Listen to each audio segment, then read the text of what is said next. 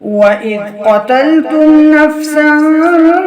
فادارأتم فيها والله مخرج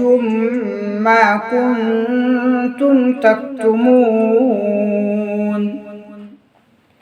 فقلنا اضربوه ببعضها كذلك يحيي الله الموتى ويريكم آياته لعلكم تعقلون ثم قست قلوبكم من بعد ذلك فهي كالحجارة أو أشد قسوة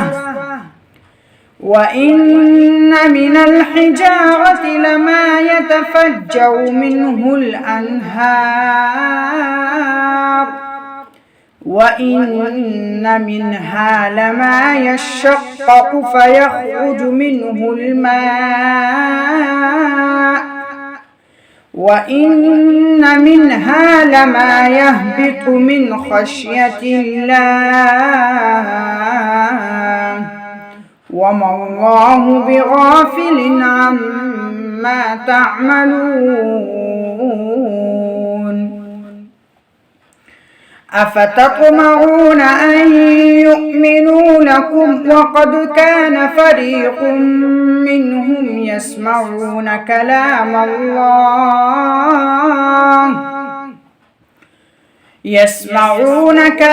الله ثم يحرفونه من بعد ما عقلوه وهم يعلمون وإذا لقوا الذين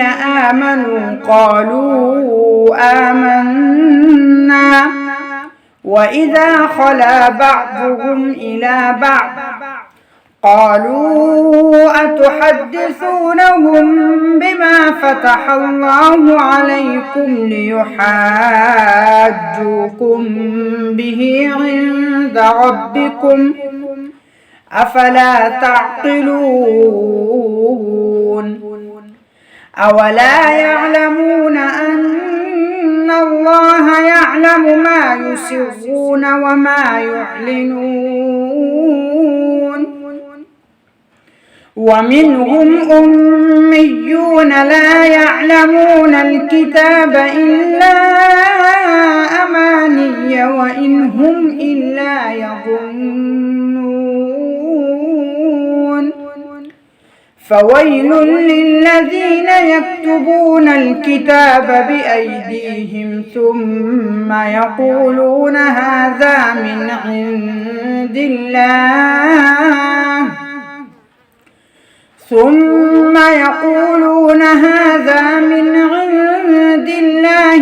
ليشتروا به ثمنا قليلا فويل لهم مما كتبت أيديهم وويل لهم مما يكسبون وقالوا لن تمسنا النار إلا أياما معدودة قل أتخذتم عند الله عهدا فلن يخلف الله عهده أم تقولون على الله ما لا تعلمون بلى من كسب سيئة وأحاطت به خطيئته فأولئك أصحاب النار